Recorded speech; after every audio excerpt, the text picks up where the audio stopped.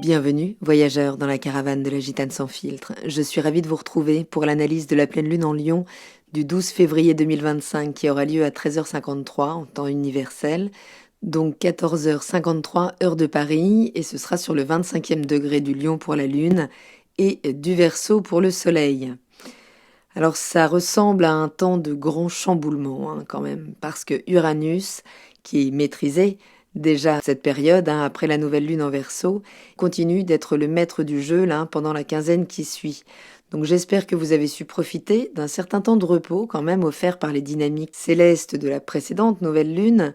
Uranus était encore rétrograde, je vous avais signalé que c'était un temps d'échauffement, de préparation, de finalisation avant un grand démarrage, un grand redémarrage annoncé par l'énergie de l'arcane du monde qui soutenait déjà l'énergie de la quinzaine précédente.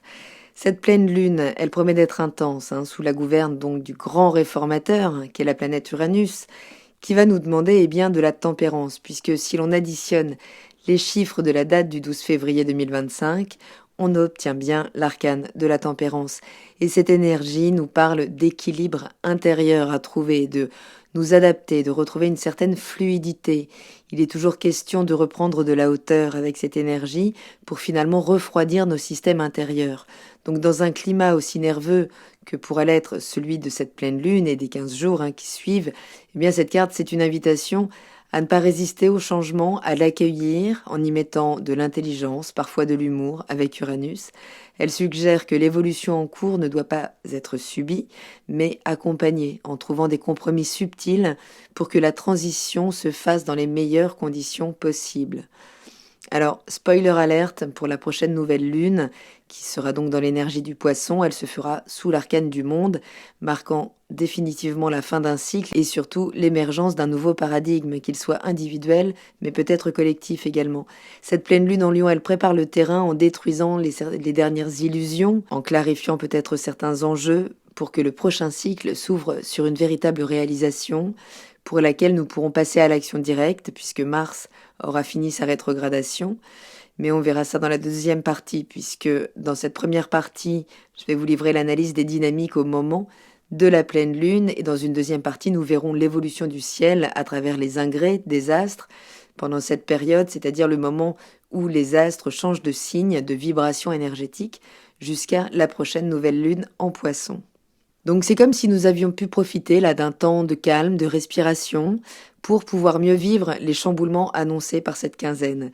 Une pleine lune, c'est toujours un moment d'objectivité, de prise de conscience, de ce qui a pu être refoulé jusque-là, ou en tout cas de ce qu'on a suivi instinctivement. Là, c'est le moment où on s'arrête, on est mis face à l'évidence. Donc d'un côté, la lune en Lion vient nourrir son besoin de reconnaissance de sa personnalité, à travers le regard de l'autre. Cette lune en Lion, elle vient réveiller chez chacun de nous le besoin d'être aimé vraiment, de manière authentique, d'être vu par l'autre, et quelle que soit la relation. Elle a vraiment besoin d'une reconnaissance vraie, je le disais, authentique, vibrante aussi. Donc c'est une période où on peut avoir tendance à exprimer ses émotions avec plus de théâtralisation, de drama. Le lion, c'est l'énergie du théâtre, de la mise en scène où on peut exposer sa personnalité avec courage et se sentir aimé, ce qui la réénergise, puisqu'on parle ici d'une énergie solaire qui vient se régénérer au contact de la lumière. Donc il s'agit aussi de discerner justement la qualité de cette lumière et où on pourrait être mis face à certaines réalités. Ces émotions, elles vont être challengées pendant cette période, puisque, déjà, elles sont mises à nu par ce soleil qui braque son projecteur en face. On peut avoir tendance à s'identifier à ses émotions en Lion, c'est là où ça peut être quand même assez puissant, puisque rien ne se fait en demi-mesure en Lion. Donc il y a l'idée de s'identifier à ce que l'on ressent, donc vigilance, alors surtout pour les femmes, puisque, ces émotions seront peut-être plus simples à métaboliser pour les hommes, puisque ne pardonne-t-on pas davantage à ces messieurs le droit d'exposer leur ego dans la société. On parle ici d'une énergie à émission positive dans sa dynamique, donc qui vient exercer sa force vers l'extérieur et qui est donc plus simple à processer pour le genre masculin que pour le genre féminin, naturellement réceptif. Donc c'est pas une opposition bien-mal, positif-négatif, mais bien en termes d'énergie réceptive et émettrice. Donc ce sera peut-être plus complexe de dégager son ego justement au sein du groupe, du collectif, de ces réseaux, dans le cadre de ses ambitions à long terme, pour le féminin que pour le masculin. Donc ces émotions, elles sont d'abord mises à nu donc par ce soleil en Verseau, qui lui donc ne joue pas le jeu de l'ego personnel. Il est même assez mal à l'aise avec ça, puisque ce soleil en Verseau, pendant un mois, il vient nous rappeler que l'individu fait partie d'un tout. C'est l'approche horizontale du collectif. Et peut-être là un mois pour recontacter sa part collaborative, se reconnecter aussi à une vision plus large des choses, y compris de sa propre existence. Donc ce soleil, même s'il est en exil, puisqu'il est en face de sa maison, il reste en position de force, puisque déjà il maîtrise la lune qui est chez lui, et en plus il est soutenu par Mercure et par Cérès, qui viennent donner à cette pleine lune là une forme de clarté mentale. Les choses peuvent être très nettes pendant cette période, une clarté assez froide, en tout cas amener de la lucidité, là justement en prenant de la hauteur pour peut-être clôturer un cycle. Cérès nous parle des cycles des saisons, peut-être comprendre donc les leçons des collaborations que l'on a pu avoir jusque-là, ajuster certaines relations pour la suite. C'est un moment où on pourrait comprendre que certains attachements sont basés sur des illusions de grandeur, certaines attentes qui peuvent être vaines, en tout cas de validation extérieure. Donc cette lune, elle a quand même besoin de nourrir pour sa propre survie, à nourrir, ce besoin d'être vue, d'être reconnue pour ce qu'elle vaut, pour sa valeur, pour sa chaleur aussi, et pour sa lumière, la lumière qu'elle peut mettre sur les autres. Autrement dit, être reconnue, être vue pour ses qualités propres, individuelles, personnelles. Donc tout ça est challengé forcément. Quelle est la place individuelle que je prends dans le groupe? Est-ce que je suis vue dans le groupe? Est-ce que j'arrive à me projeter dans un futur plus ou moins lointain, puisque ce soleil, il est tourné vers l'avenir quand même. Donc comment on se positionne dans cet avenir? Et ces émotions, elles vont également être challengées par Uranus, qui maîtrise, et donc en tout cas qui arbitre plutôt cette période. Puisque déjà par jeu de maîtrise, Uranus maîtrise le soleil en Verseau, ce soleil qui maîtrise lui-même la lune, et en plus Uranus est en aspect de carré de tension maximum à l'un comme à l'autre, d'où la position d'arbitre, qui va imposer plus que proposer. Donc il y a quand même vraiment cette tension électrique toujours avec Uranus, on parle de foudre qui s'abat pour créer des bouleversements qui vont totalement révolutionner les choses. Donc cette tension maximum, en plus Uranus vient de reprendre sa marche directe, donc elle est en pleine forme et exigeante comme jamais. Donc je le disais, prête à balancer ses éclairs en taureau, donc en lien avec la matière, le corps, la nourriture, nos besoins de sécurité matérielle, nos besoins de sécurité financière, tout ça là a besoin d'être revu. Il faut trouver de nouvelles solutions, il faut s'émanciper de certains carcans, de certaines valeurs trop ancrées. Donc il y a ce climat d'émancipation, mais une émancipation soudaine qui peut nous demander des ajustements assez brutaux. Donc cette lune en Lion, elle est en carré croissant à Uranus en Taureau, donc qui a redémarré, je le disais. Donc cette émancipation, elle peut se faire de manière très émotive, presque instinctive. Tout ce qui a été passé en revue pendant la rétrogradation d'Uranus peut revenir là comme un coup de tonnerre. Alors soit en prise de conscience intérieure, vraiment par un ressenti émotionnel, soit par un événement là qui peut s'abattre sur nous. Alors on peut parler de coup de foudre aussi, mais en tout cas certains liens, certaines structures, certaines attentes liées à la sécurité matérielle ou émotionnelle peuvent exploser sous la pression de cette pleine lune. On peut avoir des ruptures de scénario, qu'ils soient extériorisés, je le disais, ou juste ressentis, mais ressentis plus. C'est là où on aura peut-être besoin de garder son sang-froid. Alors c'est pas forcément des mauvaises nouvelles, mais ça peut secouer.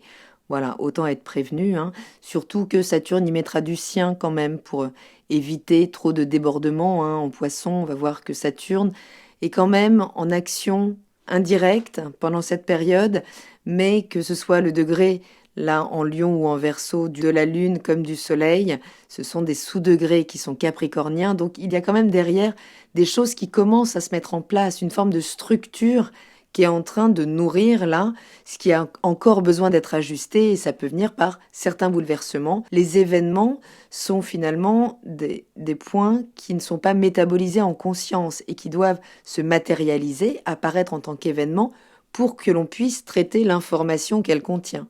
Donc, ce que la Lune veut, ça va être rester dans un cadre où elles se sont reconnues et valorisées, mais Uranus pourrait imposer une sortie forcée de certains schémas de dépendance ou d'attente peut-être trop rigides. Les valeurs taureaux, ce sont des valeurs transmises, des valeurs enracinées, hein. Les choses vont bouger. Donc ce soleil en Verseau, qui est lui aussi en carré mais décroissant, par contre à Uranus, bien justement, il nous parle d'une phase de détachement là, qui vient clôturer un ancien modèle. Alors peut-être initié aux alentours de la conjonction précédente entre le soleil et Uranus.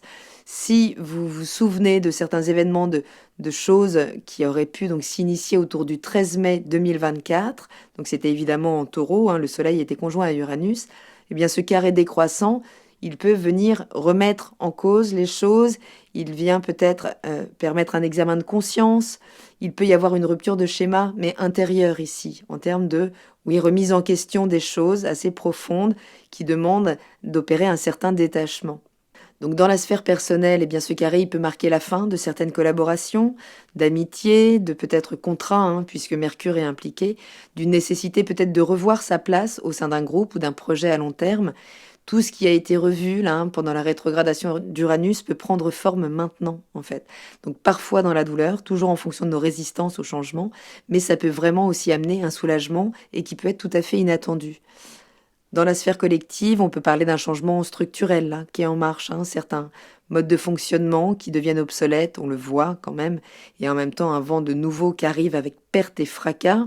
Donc il faut repenser la manière dont nous interagissons socialement. Certains égos demandent à être remis à leur place, d'autres demandent effectivement à plus s'intégrer dans la collaboration au sein de la communauté.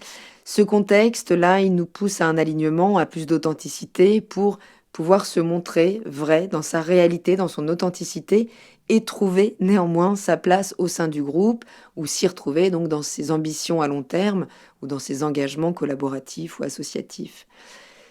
Vénus est en bélier, elle ajoute un twist qui est pas inintéressant puisque Vénus en bélier, eh bien, nos désirs sont directs. Hein, il y a un magnétisme là, je parlais de coups de foudre possible. Oui, il y a quand même beaucoup de feu dans les désirs de Vénus, dans ce qu'elle va attirer vers elle. Donc les désirs sont sans compromis aussi. Il n'y a pas de place pour les jeux d'ombre là ou pour la demi-mesure. Donc les relations qui finalement ne nourrissent pas un vrai feu intérieur pourraient se trouver un peu bousculées là pendant cette période. Cette Vénus, elle permet également d'initier des nouveaux projets au niveau matériel, au niveau financier. Elle est énergisée par Mars, on n'y est pas encore, mais on y est presque. Mars retient donc encore un petit peu sa puissance d'action là. On peut être encore dans l'attente, attendre encore d'être contacté ou de... Voilà, la frustration va durer encore quelques jours. Attention à sa libération quand même, hein. C'est une puissance qui est retenue, qui se libère d'un coup. Pluton est en Verseau, toujours en toile de fond. Attention, on va le voir dans la deuxième partie, super activé le 19 février. Il y a un climat de changement, aussi un avant-goût là du long transit plutonien qui vient redéfinir les codes sociaux là en profondeur, toutes les structures de pouvoir. Cette pleine lune, elle peut agir comme un révélateur de ces dynamiques là justement. Donc globalement, eh bien oui, cette pleine lune, elle nous enseigne là comment trouver un point d'équilibre entre sa part personnelle, le besoin donc de briller, d'être vu, d'être reconnu pour ses qualités, pour sa vérité aussi, pour sa capacité à réchauffer le collectif et sa part sociale. Le lion est aussi à l'aise socialement que le Verseau l'est personnellement. C'est-à-dire que le lion, en fait, malgré les apparences, oui, il est à l'aise personnellement, mais pas en société. C'est pour ça qu'il peut surjouer d'ailleurs un petit peu les choses, puisqu'il peut avoir une problématique à trouver sa place. Le Verseau, lui, c'est l'inverse. Il est comme un poisson dans l'eau en société, mais il peut véhiculer un certain mal-être personnel, existentiel. C'est-à-dire que je sais qui je sers, ce à quoi je sers quand je collabore, mais au fond, qui suis-je? Ces deux problématiques qui se répondent, donc il y a vraiment l'idée de trouver cette place, qu'elle ait du sens. Et je le disais, en sous-texte, cette période, elle est, même si elle est tournée vers demain, hein, avec le Verseau porté par Uranus, là, mais elle a quand même des saveurs capricorniennes. Puisque les sous-degrés du Soleil et de la Lune sont portés par l'énergie du Capricorne, donc Saturne est important en arrière-plan, en bon aspect à Mars qui est rétrograde, pour contenir les choses, ne pas déborder et pouvoir continuer finalement eh bien, de prévoir son action pour qu'elle soit organisée, structurée.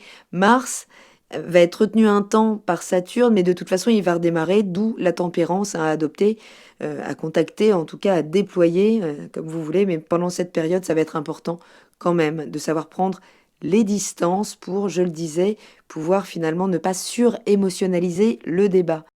L'énergie du Verseau, elle est maîtrisée par Saturne et Uranus, hein. Vous connaissez peut-être les deux. En tout cas, Saturne va opérer en coulisses, en soutien là vraiment des éventuels débordements uraniens. Donc il sera nécessaire de reconnaître que certains cycles peuvent se terminer, certaines relations, certaines collaborations, certaines attentes doivent être abandonnées pour permettre un nouveau départ. Accepter l'émancipation soudaine, les événements inattendus là qui pourraient venir secouer un petit peu les habitudes trop ancrées, mais qui sont nécessaires pour sortir de schémas qui sont obsolètes justement. Donc encore le temps de clarifier ses intentions et ses engagements. C'est plus le moment de tergiverser. Il suffit là d'assumer pleinement ses choix, ses désirs et de s'engager avec sa vérité aussi et avec ses mots peut-être. Se préparer à un renouveau encore plus grand, c'est qu'une étape là avant un bouclage de cycle plus large lors de la prochaine lune en Poisson. J'ai déjà fait très long, je vous invite à vous abonner, à activer la cloche pour être averti donc de la deuxième partie qui sera plus en lien avec votre signe solaire, lunaire et ascendant. Je parle des horoscopes que je posterai le 12 février, le jour de cette pleine lune, pour analyser comment cette période vous impacte plus particulièrement en fonction des secteurs de votre thème et l'évolution de ce ciel aussi, hein, où il va se passer plein de choses. Je ne vous spoile pas, mais c'est quand même une quinzaine assez intense. Donc n'hésitez pas pour être averti donc de sa parution. D'ici là, portez-vous bien. Je peux frustrer certains d'entre vous qui veulent anticiper toujours les énergies à venir, mais finalement, il est très sage en ce moment de les prendre en temps réel pour un maximum de clarté, de conscience et mieux processer les chamboulements qui nous attendent. Voilà, voyageurs, j'espère avoir un petit peu éclairci cette période. N'hésitez pas à laisser un commentaire, j'essaye de répondre, je les lis tous, je vous remercie infiniment d'ailleurs pour votre participation. J'essaye de répondre au fur et à mesure, des fois je prends un petit peu de temps, mais sachez que je les lis tous, qu'ils me touchent profondément, vous êtes un soutien formidable, une communauté formidable. Prenez bien soin de vous, je vous dis à très bientôt dans la caravane de la Gitane sans filtre. Salut!